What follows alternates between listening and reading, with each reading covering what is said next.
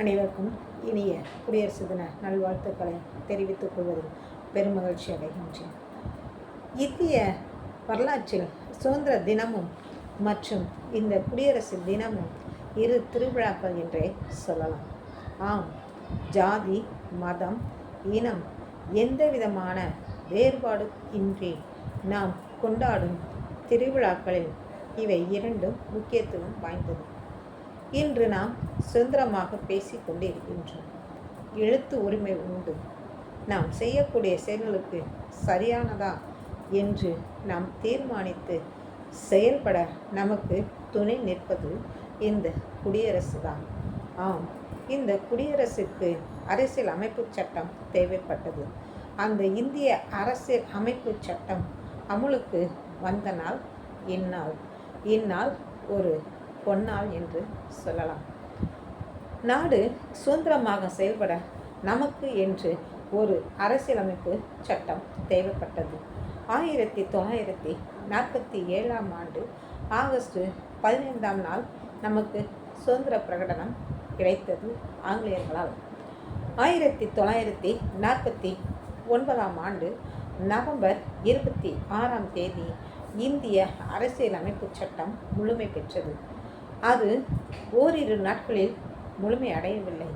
2 நாட்கள், 3 ஆண்டுகள் என அவை தொடர்ந்து நடைபெற்று பல்வித குழுவினர்களால், அறிஞர்களால் அரசியலமைப்பு சட்டம் அலசி ஆராயப்பட்டது. அதாவது பல நாட்டில் எவ்வாறு குடியுரிமை சட்டம் இருக்கின்றது, அரசியலமைப்பு சட்டம் எப்படி இருக்கின்றது என்று ஆராய்ந்து பார்த்து அவற்றில் தேர்ந்தெடுத்து அவற்றில் எவையெல்லாம் வேண்டும் வேண்டாம் என அந்த குழு தீர்மானித்து அந்த சட்டம் முழுமை பெற்ற நாள் 1949 ஆண்டு நவம்பர் 26 ஆகும். சுதந்திர போருக்கு பின் பிரிட்டிஷ் ஆட்சியில் இந்தியர்களுடைய பொருளாதாரம் பாதிக்கப்பட்டது. அதாவது 1947 ஆண்டு ஆகஸ்ட் 15 நமக்கு சுதந்திரம் என்று சொல்லப்பட்டது, பிரகடனம் செய்யப்பட்டது. ஆனால் அப்பொழுது இங்கு ஆட்சி செய்து கொண்ட ஆங்கிலேயர்களுக்கு பலவிதமான பிரச்சனைகள் ஏற்பட்டது. பல நாடுகளிலும் போராட்டம் ஏற்பட்டது. எனவே அவர்களுடைய ஆட்சியில் இந்தியர்களிடையே பொருளாதாரம் மிகவும் குறைந்தது, பாதிக்கப்பட்டது. அரசியல் சுதந்திரமும் பறிபோனது. எனவே இந்திய தேசிய காங்கிரஸ் கட்சி அகிம்சை, சத்தியாகிரகம் போன்ற வழிகளில் பிரிட்டிஷ் ஆட்சியை எதிர்த்தது. எனவே 1930 ஆண்டு 26 இந்திய தேசிய காங்கிரஸ் கட்சி பூரண சுயராஜ்யத்தை அறிவித்தது. அதாவது முழுமையாக நமது நாடு வெள்ளையரிடம் இருந்து, அதாவது ஆங்கிலேயரிடம் இருந்து சுதந்திரம் பெற்றதாக அறிவித்தது. இந்த நாளை நினைவு கூறும் வகையில் 1950 ஆண்டு ஜனவரி 26 குடியரசு தினமாக நாம் கொண்டாடுகின்றோம்.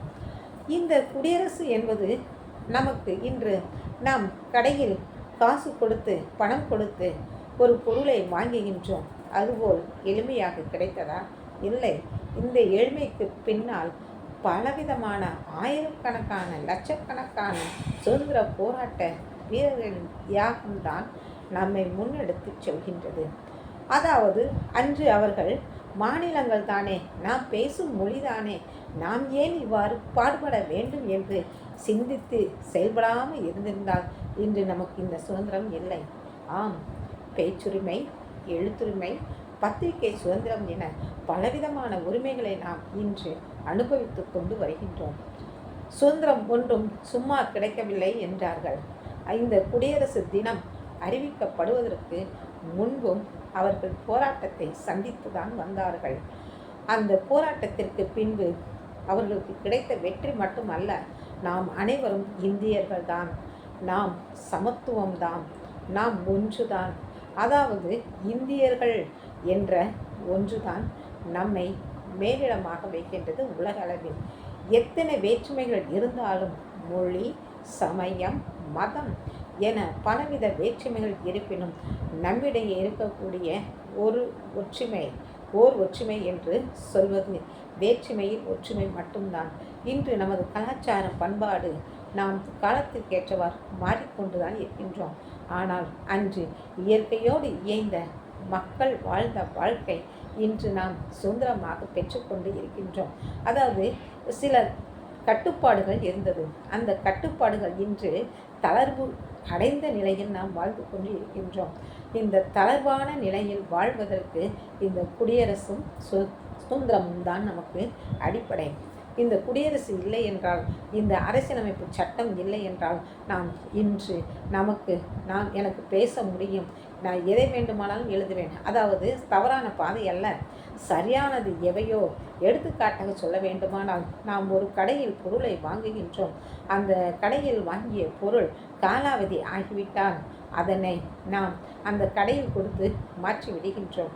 சில நேரங்களில் மாற்ற முடியவில்லை என்றால் அதனை நாம் கன்சியூமர் கோர்ட் என்று சொல்லக்கூடிய நுகர்வோர் மன்றங்களில் போடும் பொழுது அதற்கான தீர்வு கிடைக்கின்றது.